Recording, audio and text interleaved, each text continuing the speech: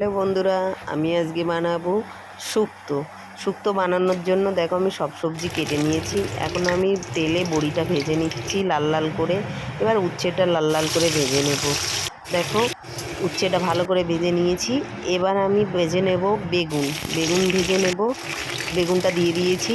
এবার আমি দেখো আদা আর রাঁধুনিটা বেটে নেব। এবার বেগুনটা তুলে নিচ্ছি। বেগুনটা তুলে নিয়ে আমি তাতে দিয়ে দেব ওই তেলের ভেতর শুকনো লঙ্কা, তেজপাতা আর পাঁচফোড়ন। দেওয়ার পর আমি দিয়ে দেব তাতে আলু। আর এবার দিয়ে দিচ্ছি রাঙা আলু। এবার দিয়ে দেব সজনের ডাঁটা। এবার দিয়ে দেব কাঁচা কলা।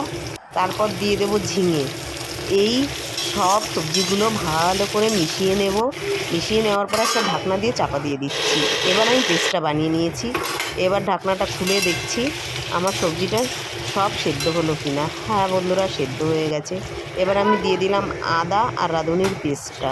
ভালো করে কষিয়ে নিচ্ছি। নেওয়ার পর দিয়ে দিচ্ছি বড়ি আর বেগুন আর উচ্ছেটা। ভালো করে কষিয়ে নিয়ে একটা ঢাকনা দিয়ে চাপা দিয়ে দেবো। দিয়ে ভালো করে মিশিয়ে নেব। হ্যাঁ, ভালোভাবে নরম হয়ে গেছে, কষিয়ে নিলাম। এবার দিয়ে দেবো দুধ। দুধ দিয়ে দেওয়ার পর আমি খানিকটা জল দেবো। শুধু দুধ দিয়েও করা যায়, কিন্তু আমি একটু হালকা বানাবো শুক্তোটা, তাই আমি দিয়ে দিচ্ছি একটু জল। জল দিয়ে ভালো করে ফুটিয়ে নেব। ফুটিয়ে নিয়ে আমি নুনটা চেক করে নেব।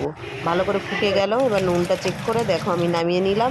আমার শুক্তো রেডি বন্ধুরা, তোমরাও চাইলে বানিয়ে দেখতে পারো।